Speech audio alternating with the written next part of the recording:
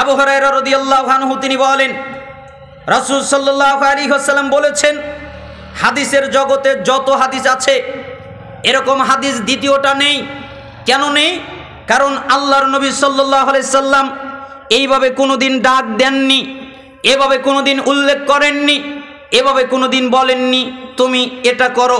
আবু হুরায়রা তিনি বললেন, মান আখাযা আন্নি হাউলা ইল কালিমাত ফায়ামালু বিহিন্না আও ইউআল্লিমু মান ইয়ামালু বিহিন্না। হে সাহাবীরা, তোমাদের মধ্যে কে আছে যে আমার কথা গ্রহণ করবে? তোমাদের মধ্যে কে আছে যে আমার কথা আমল করবে? তোমাদের মধ্যে কে আছে যে আমার কথা আরেকজনের কাছে পৌঁছে দেবে? তার মানে কে আছে এমন আমার কথা গ্রহণ করবে? কে আছে এমন আমার কথা অনুযায়ী আমল করবে? কে আছে এমন আমার কথা আরেকজনের কাছে পৌঁছে দেবে? এই জন্য সালাফরা বলতেন, কেউ যদি এই হাদিস শোনে তাহলে তাদের উপরে এই হাদিসের উপরে আমল করা ওয়াজিব। কেন? আল্লাহ নবী সাল্লাল্লাহু আলাইহি সাল্লাম এরকম কোনোদিন বলেননি। তিনি কত আবেগ মাখা ডাক দিচ্ছেন, আমার কথা শুনবে কে? তার মানে মুহাম্মদ সাল্লাল্লাহু আলাইহি সাল্লামের কথা শুনতে হবে।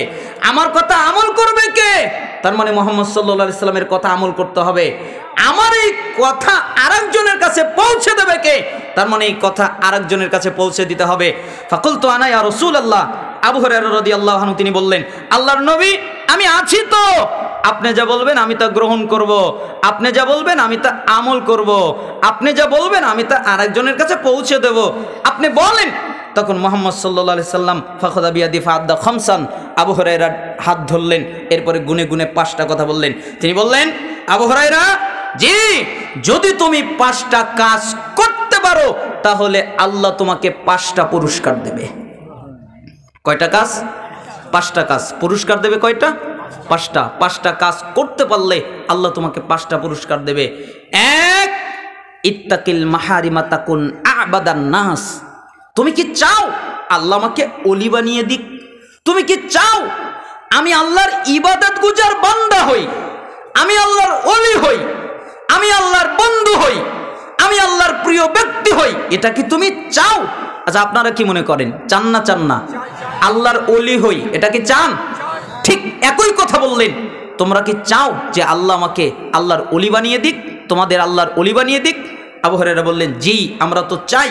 তখন মুহাম্মদ সাল্লাল্লাহু আলাইহি সাল্লাম বললেন, শোনো, তাহলে আল্লাহ যা হারাম করেছেন, যেটা হারাম, এটা নিষিদ্ধ, তোমরা ওই হারামের কাছে যাবে না, তোমরা হারাম করবে না, আল্লাহর নাফরমানি করবে না, গুনার কাজ করবে না, তাহলে আল্লাহ বিনিময়ে তোমাদেরকে ওলি বানিয়ে দিবেন।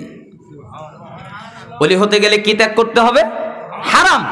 আর আমাদের দেশে ওলি হতে গেলে মাজারে যেতে হয়, তাই না? ও মাজারে গিয়ে কি কি করে? মাজারে গিয়ে সন্তান চায়, মাজারে গিয়ে মান্নত করে, মাজারে গিয়ে সেজদা করে, মাজারে গিয়ে মাথা নত করে, আরো কত কিছু করে। অথচ আমি যেগুলো বললাম এর একটা যদি কেউ করে সঙ্গে সঙ্গে ও কাফের হয়ে যাবে, আর ইসলামে থাকার জায়গা নেই। ও যদি মাজারে গিয়ে কিছু চায় ও কাফের, ও যদি সন্তান চায় ও কাফের, ও যদি সেজদা দেয় ও কাফের, ও যদি মাজারে মাথা নত করে তও কাফের। ওর ইসলাম থাকবে না, ওর দিন থাকবে না। আর মানুষ নাকি ওলি হতে মাজারে যাওয়া লাগে, পীরের কাছে যাওয়া লাগে। আল্লাহর নবী এজন্য ব্যতিক্রম কথা বললেন, তোমরা কি আল্লাহর ওলি হতে চাও? তাহলে হারাম ত্যাগ করো, বিনিময়ে আল্লাহ তোমাদের ওলি বানিয়ে দিবেন। আরদা বিমা কসমাল্লাহু লাকা তাকুন আগনান নাস। 2, তোমার তাকদিরে খুশি থাকো, তোমার ভাগ্যে খুশি থাকো। তুমি কি চাও আল্লাহ আমাকে ধনী বানিয়ে দিক, আল্লাহ আমাকে বড়লোক বানিয়ে দিক? এটা কি তুমি চাও? যদি চাও আল্লাহ আমাকে ধনী বানাক, আল্লাহ আমাকে বড়লোক বানাক, তাহলে তোমার তাকদিরে যা আছে তুমি তার উপরে খুশি থাকবে, বিনিময়ে আল্লাহ তোমাকে ধনী বানিয়ে দিবে। কেন? আরেকটি হাদিসে এসেছে ইবাদত করলে ধনী হওয়া যায়।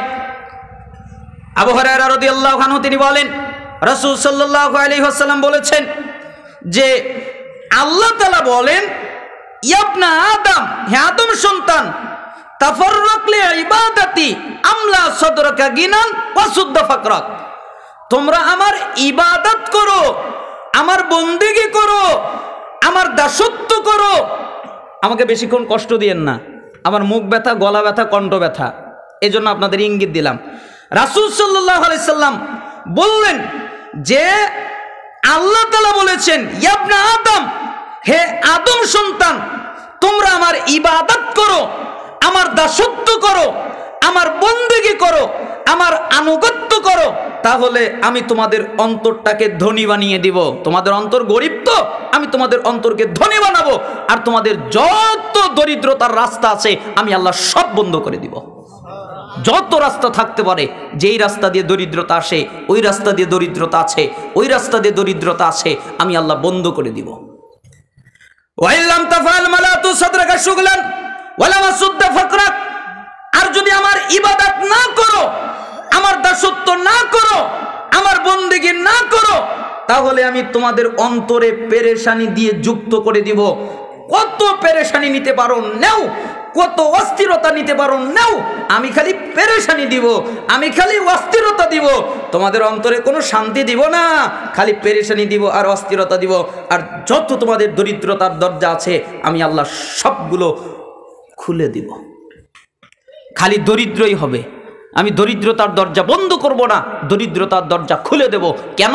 আমার ইবাদত করনি তাই।